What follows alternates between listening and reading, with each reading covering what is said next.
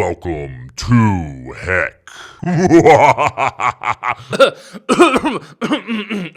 Sorry guys, I just had to clear my throat. There we go, much better. Well, if you had any doubt about what these ducks are up to, today's tweet from Paradoxum Games spells it out pretty clearly. They want to kill. This is the newest image from the TDS Duckpocalypse event.